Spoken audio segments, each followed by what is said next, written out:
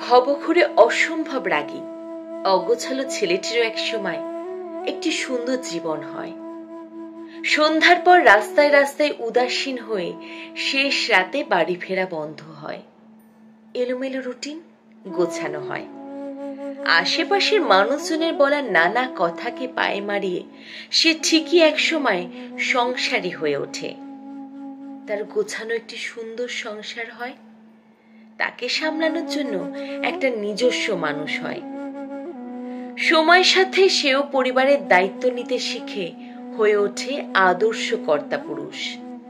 তার জীবনও সব অনিশ্চয়তাকে ছাপিয়ে নতুন ছন্দে ফিরে আসে।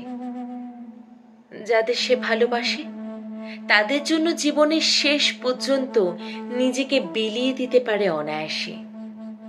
সময়ের সাথে সে একজন ভালো ভাই, আদর্শ স্বামী, সুযোগ্য পুত্র ও প্রিয় বাবা হবার দায়িত্ব পালন করে।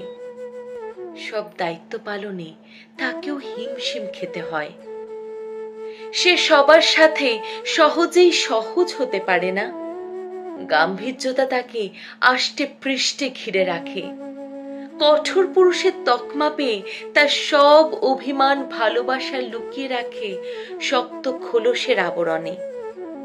অথচ তার ভিতরেও রয়েছে অভিমানের পাহাড়, ভালোবাসার সমুদ্র। মন খারাপে সে হাউমাউ করে কাঁদতে পারে না, না পারে মন খুলে কিছু বলতে। সমস্ত কিছু একা সামলানোর চেষ্টায় মাঝে মাঝে রাতের অন্ধকারে নিকোটিনের ধোঁয়ার সাথে উড়িয়ে দেয় কিছু দীর্ঘশ্বাস, যার সাথে চাপা পড়ে যায় সব দুঃখ, কষ্ট, অভিমান। দিন শেষে তারও প্রয়োজন হয় যত্নের, সবকিছুতে সাহস দেওয়ার জন্য একটা হাতের, ক্লান্তিতে মাথা রাখার জন্য একটা কাঁধের। সেও চায় তাকে কেউ ভালোবাসুক, যত্ন করুক, তার নীরবতার পাশে থাকুক।